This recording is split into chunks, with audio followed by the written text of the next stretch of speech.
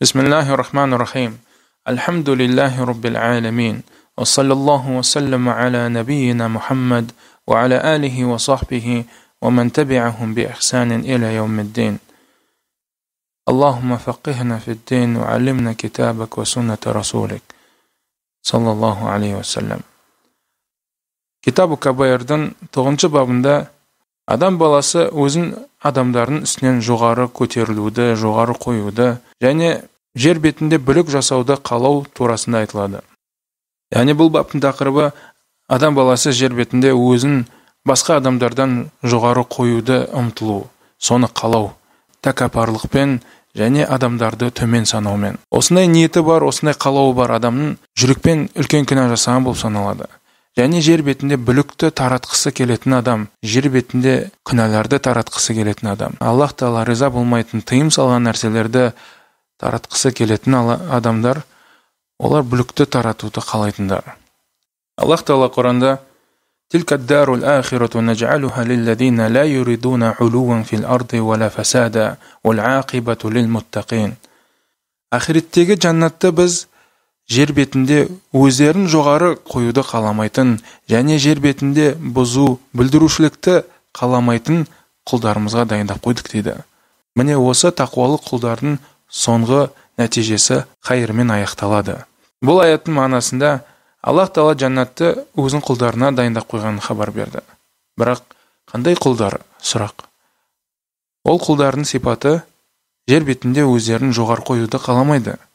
Олардың сипаттарынан, жер бетінде жоғары қою дегеніміз, тәкаппарлықпен адамдардан өзін үстем көріп, адамдарды төмен санап, ақиқат келген кезде қабылдамай, өздерін жоғары қоюды қаламайтын адамдар, адамдармен бірдей көреді өздерін. Және жер бетінде бүлдірушілікті қаламайтын адамдар. Жер бетінде керісінше Аллахтың таухидін орнатуға тырысатын адамдар. Пайғамбарымыз сүннетін үйрететін адамдар. Міне осы нағыз адамдар жаннатқа лайықты. Аллах Тағала тақуаларын, сондай Аллах Тағаланың бұйрықтарын орындап, тыйым салғаннан сақтанып, Аллахтан сауабын үміт етіп, азабынан қорқып, өмір сүретін адамдардың нәтижесі дейді, олар жаннат дейді, олардың нәтижесі хайырлы дейді. Бұл аяттың мағынасына біз түсінеміз, адам жер бетінде өзін жоғары қоюды қаламау керек. Және жер бетінде бүлдірушілікті, бұзуды қаламау керек. Өзін жоғары қоюды тәкаппарлықпен адамдардың үстерінен жоғары болу, оларды төмен қарау деген сондай қалау болатын болса, онда оның қалауы мақтаулы емес, керісінше айыпты, бұл жүректің ауруынан болатын қалау және үлкен күнәлардан болып саналады. Жер бетінде бұзуымен бүлдірушілікті қалайтын адамдар да дәл сол сияқты жүректері ауру болған адамдар. Аллах Тағала Құранда айтады: "Вала туфсиду фил арди бa'да ислахиха." Жер бетінде туралықты және түзетуді орнатқаннан кейін, сендер жер бетінде бұзуымен бүлдірушілікті таратпаңдар. Пайғамбарлар, елшілер болған кезде, олар жер бетінде Аллах Тағала риза болатын, жақсы көретін сөздер мен амалдарды орнатып қойды. Жариясы болсын, жасырыны болсын. Адамдарға жер бетінде қалай өмір сүру керек екенін үйретті. Сондай Аллах Тағала риза болатындай. Жер беті ол Алланың мүлкісі. Аллах Тағала Құранда айтқандай: "Уалиллахи мулкус самауати вал ард." Алланың мүлкісінен ол аспандар мен жерлер. Осы жерден түсінеміз, жер бетінде жүрген кезде адам баласы қалай Аллахтан ұялмай жер бетінде бұзу мен бүлдірушілікті таратады. Және жер бетінде жүріп қалай ол тәкаппарланады, егер ол жер Алланыкі болса. Осы себепті адам баласы, мұсылман, осындай жүрек аурудан болатын күнәлардан алыс болу керек. Оның қалауы тек қана Алла риза болатын және жақсы көретін амалдар мен сөздер болу керек. Сондай Пайғамбар саллаллаху алейхи ва саллям үйреткен. Адам баласы бұл дүниеде жоғары болуды қалауға бола ма? Сұрақ. Әрине болады, егер де ол жақсылықта болса, жақсы амалда болса. Аллах Тағала Құранда: "Валлазина яқулуна раббана хаб лана мин азважина ва зурриятина қуррата а'юн вадж'ална лил муттақина имама." Және тақуалы Аллахтың құлдары: Раббымыз, біздің әйелдеріміз бен ұрпағымызды біздің көзіміздің қуанышы ет оларды. Және бізді тақуаларға үлгілі имамдардан қыл дейді. Бұл аяттың мағынасында солихалы құлдары Аллахтан сұрайды: "Я Аллах Тағала, әйелдерімізді және ұрпағымызды тақуалы, яғни дінді ұстанатын тақуалы адамдардан қыл дейді. Сондай бізді қуандыратын, олардың туралықта болуы мүминдердің қуанышы. Әрбір мұсылманның қуанышы ол өзінің жанұясының туралықта болуы, әйелінің, бала шағасының дінді ұстануы, харамнан алыс болып халалмен өмір сүруі. Сондай пайғамбар саллаллаху алейхи ва саллям дінін үйренуі осы әрбір мұсылманның қуанышы. Осы аяттың соңында бізді тақуалы құлдарға имамдардан қыл дейді. Имам болу дегеніміз үлгілі адам болу деген сөз. Сондай жақсылықта үлгілі болу, Аллах Тағаланың дінін ұстануда үлгілі болу, Аллах Тағаланың дінін үйренуде үлгілі болу. Осының бәрі жақсы амалда үлгі болуға, адамдардан, яғни мұсылмандардан жоғары болуға тырысатын болса, бұндай жоғары болудың және жоғары қоюдың амалы мақтаулы үлгі тұтатын. Себебі әрбір істің үлгілі адамдары болады. Сол үлгілі адамдарға қарап, жүрегінде Аллахқа қорқынышы бар адам, соларға қарап Аллахтан қорқады және солар сияқты амалдар жасауға тырысады. Әрбір әке өзінің жанұясында үлгілі адам. Егер де ол солихалы, тақуалы болса, оның әйелі де, бала шағасы да одан үлгі тұтып, сондай солихалы, тақуалы болуға тырысады. Ал егер де керісінше жанұясындағы әкесі өзін тәкаппар көріп, балаларын төмен көріп, жанұясындағы әйелін төмен көріп, өзін жоғары көріп, қожайынымын деп өзін жоғары көретін болса, оларға зұлымдық келтірумен жүректің күнәларынан болып есептеледі. Осы аяттарды ойланып, әрбір мұсылман ой жүргізу керек. Өзін жоғары қоюды қалаған кезде қандай мақсатта қалап жатыр? Егер оның зұлымдықпен, тәкаппарлықпен мақсат еткен болса, онда оның қалауы күнә болады және жүректің бір ауруының белгісі.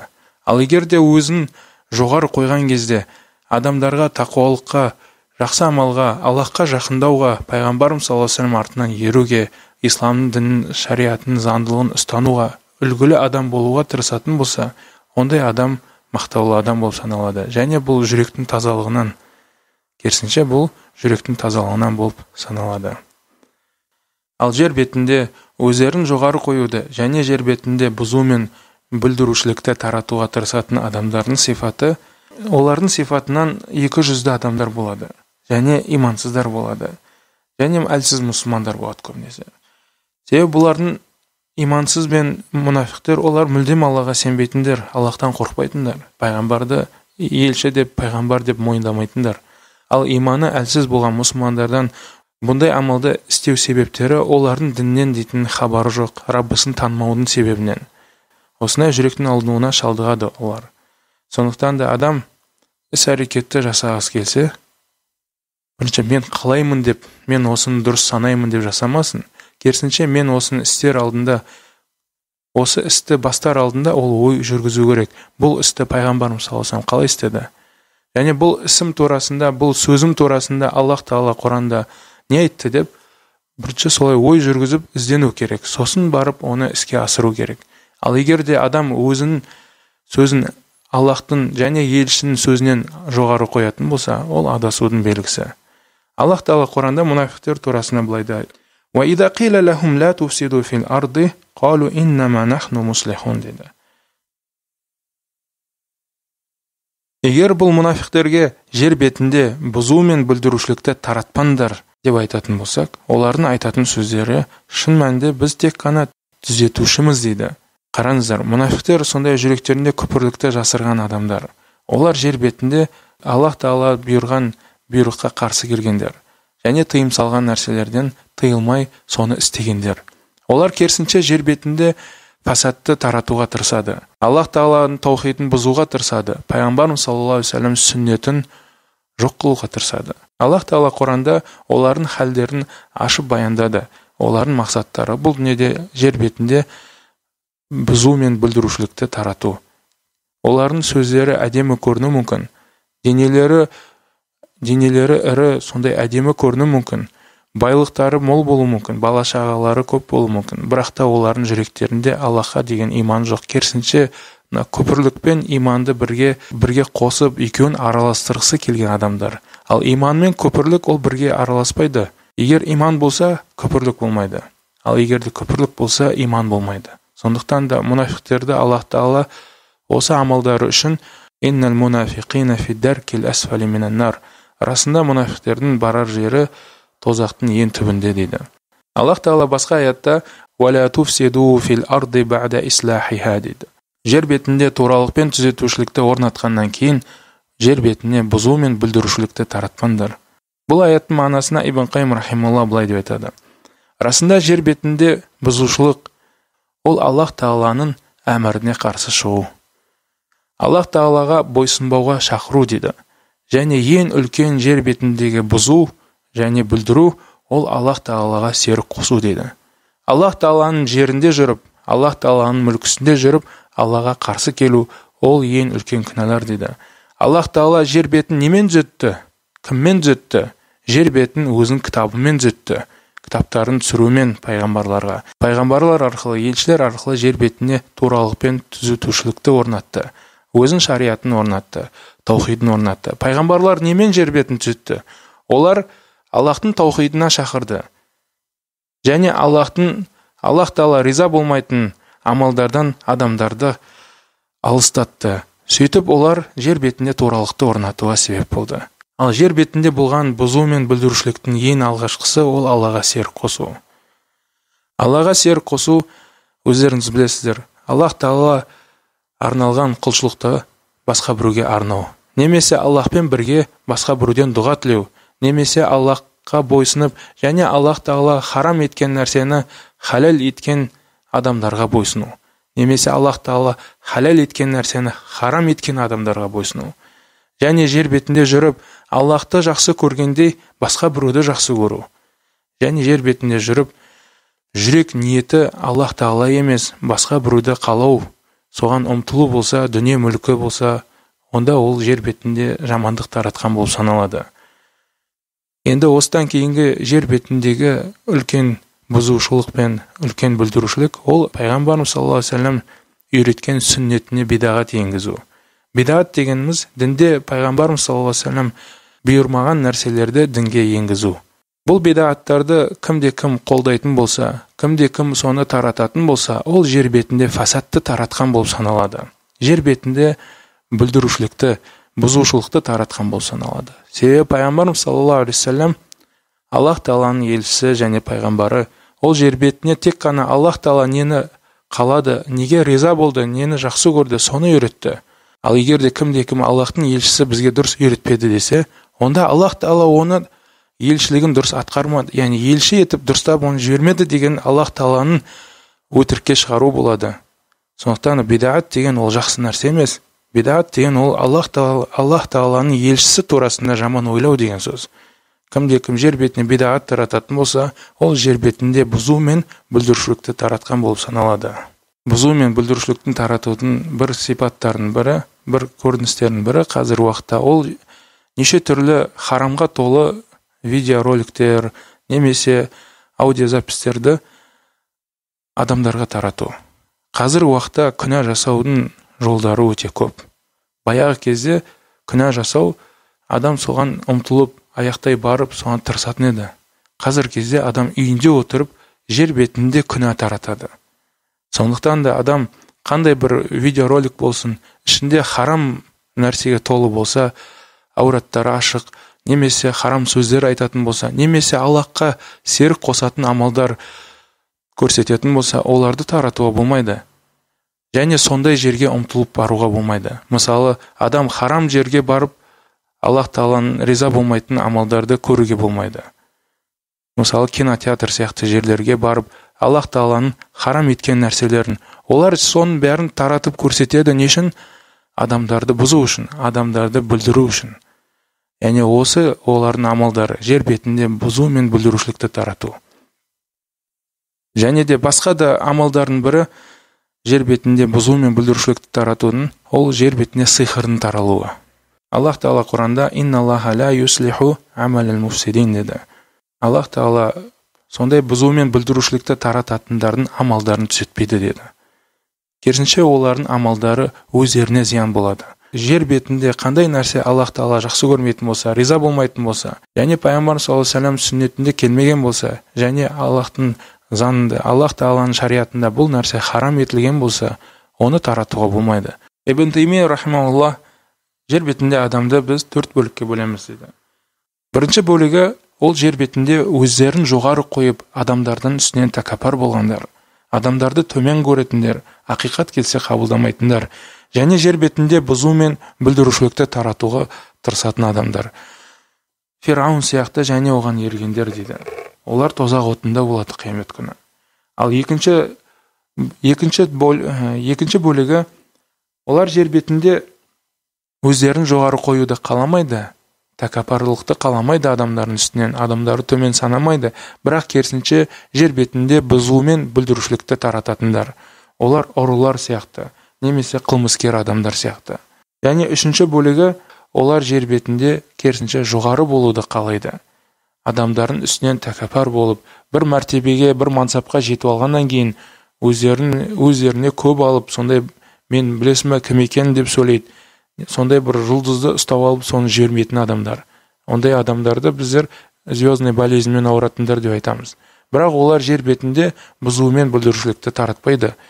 Керісінше олар сол өздерін адамдардан жоғары болғанды қалайды, әрдайым жоғары болуды қалайды. Соны ұнатып, содан айырылғысы келмейді. Енді адамдардың төртінші бөлігі олар жер бетінде өздерін жоғары қоюды қаламайтындар. Адамдарға тәкаппарланбайды, адамдарды өздерінен төмен санамайды, және жер бетінде бұзу мен бүлдірушілікті таратпайтын адамдар. Міне осы Аллах Тағала Құранда айтқандай мұъминдердің сипаты дейді. Сипаттардың бірі осы адамдар дейді.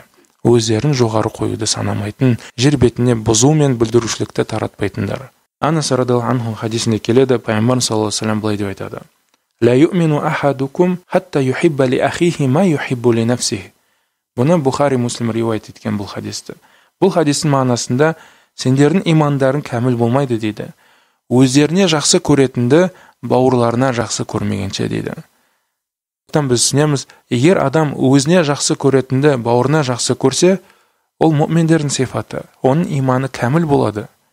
Және өзіне ұнамайтынды бауырына ұнамайтын болса, өзіне жек көретін нәрсені бауырына жек көретін болса, мысалы өзіне зиян тигенін жек көреді, өзінің ауырып қалғанын, немесе бала шағасына, жанұясына бір жағдайлар болып қалған зиян тигенін қаламайтын болса, дәл сол сияқты өзін бауырына да қаламайды.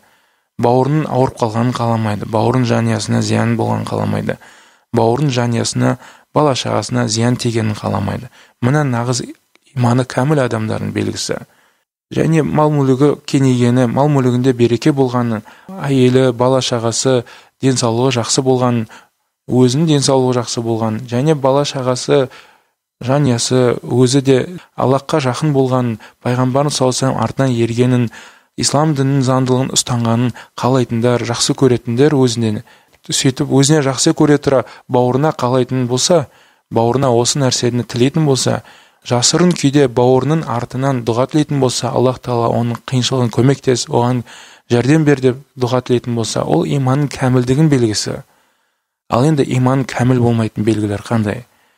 Иманның кәміл болмайтын белгілер ол адамның өзіне қалайтын нәрсені бауырына қаламауы. Яғни мұсылман өзіне жақсылықты қалайды, сол жақсылықты бауырына қаламаса, онда ол жер бетінде бұзу мен бүлдірушілікті таратқан болып саналады. Осындай адамдар, онда олардың сипаттары әрдайым көре алмаушылық, таршылықта өмір сүреді. Оларға еш нәрсе жетпейді. Біруге болған нәрсені олар жек көреді. Аллах Тағала біруге нығметін бөлеп жатырса, олар сол нығмет тоқталуын қалайды. Және сол Аллах Тағаланың нығметі неге басқа біруге берді деп сөйте жек көреді. Неге оған бермеді деп жек көрумен қарайды. Яғни бұл жүректің ауруларының бірі. Жер бетінде бүлікті тарататын адамдар. Және адам өзіне жек көретін нәрсені бауырына соны қалайтын болса, дәл осы да жүректің ауруының белгісі дейді. Олар жүрекпен істейтін болса, бұндай амалды, әрине амалдарында сыртқы денелерімен олар көрсетеді, сөздермен олар көрсетеді. Өзіне жек көретін нәрсені бауырына қалауды, және өзіне жақсы көретінді бауырына қаламауды олар әрдайым сөздермен, амалдармен көрсететін адамдар. Яғни бұл жерде біз жүректегі амалды айтып жатырық. Адамдар қандай күнәға түсетін жүректегі амалдармен. Ал енді сыртқы амалдардың, сыртқы сөздермен, денелермен жасайтын амалдар турасында не айтуға болады? егер жүрегі сондай ауру адам болса, жүрегінде сондай бауырларына деген бір бауырларын төмен санау дейтін бір сипат болатын болса, онда ондай адамның сыртқы амалынан не күтуге болады? Әрине бұл адамдар сыртқы амалмен тек зұлымдықты, бұзушылықты, жер бетінде бүлікті тарататындар болады. Және пайғамбар саллаллаху алейхи ва саллям хадисі келеді, Абу Мухаммад Абдулла ибн Амр ибн Ас радиаллаху анху пайғамбар саллаллаху алейхи ва саллям былай деп айтты: "Ла ю'мину ахадукум хатта якуна хаваху табаан лима жи'ту бих." Сендердің нәпсілерін, сендердің қалауларын мен алып келген нәрсеге ермейтін болса, сендердің имандарың кәміл болмайды дейді. Яғни мен алып келген дегенде пайғамбарым саллаллаху алейхи ва саллям алып келгені. Ал пайғамбарым саллаллаху алейхи ва саллям немен келді? Алланың елшілігімен келді. Алланың кітабымен келді. Және Аллах Тағала үйреткен сүннетпен келді. Кім осыған өзінің нәпсін осыған төзбейтін болса, осыған сабыр еткізбейтін болса, осыған риза болмайтын болса, онда оның жүрегінде ауру бар деген сөз. Және ондай адамдар жер бетінде бүлік таратады, өзін жоғары көрген адамдар дейді. Яғни өзін жоғары қойып, бұндай, яғни нәпсісін жоғары қойып, Алланың және елшісінің бұйрықтарын орындамайтындар, тыйым салған нәрселерін істейтіндер дейді. Алладан және елшісінен бұйрық келген кезде, және тыйым салу келген кезде, ол міндетті түрде өзінің нәпсін тоқтату керек. Адам баласы бұл жерде екі жағдайға бөлінеді. Біріншісі, өзінің әлсіздігі үшін, мысалы, қаламауы, жек көруі. Яғни еріншек болады, немесе жалқау болады, немесе ол ауыр сезінеді, сол үшін жек көреді. Мысалы, қысты күні сумен дәрет алу үшін адамға бір имани күш керек. Яғни егер де адам әлсіздікпен, еріншектікпен жек көретін болса, керісінше бұл иманның әлсіздігі болып саналады. Егер сондай жек көріп істейтін болса. Ал енді екінші адам, ол керісінше со діннен деп жек көреді. Сүннеттер жек көретін болса, оқуды. Немесе сақал өсіруді жек көретін болса, пайғамбар саллаллаху алейхи ва саллямның уаджибын жек көретін болса, бұйрығын. Ондай адамдардың амалдары жойылады. Бұндай адамдар діннен шығаратын амал жасаған болады. Сондықтан да адам діни бұйрықтар келген кезде ойлану керек. Бұны жек көріп атырған, дін үшін жек көрген болса, сол дінде бар болған үшін жек көрген болса, ол адам кәфір болады. Аллах Тағала Құранда айтқандай: "Залика бианнахум кариху ма анзалаллах фаахбата а'малахум." Аллах Тағала тарапынан келген дінді жек көретіндер дейді, олардың амалдарын мүлдем жойылады. Яғни олар Аллах тарапынан келген дінді жек көрді, сөйтіп Аллах Тағала олардың амалдарын жойды дейді. Осы сабағымыздан алған пайдамыз, ол адам баласы жүрегіне мұқиятты болу керек. Аллах Тағала жүректерімізге туралық берсін, және Алланың алдына қайтқан кезде сау жүректі етіп, Аллах Тағала біздің жандарымызды алсын. Сондай өзі жақсы көретін және риза болатын кейде. Субханакаллахумма ва бихамдика, ашхаду ан ла илаха илля анта, астағфирука ва атубу илейк.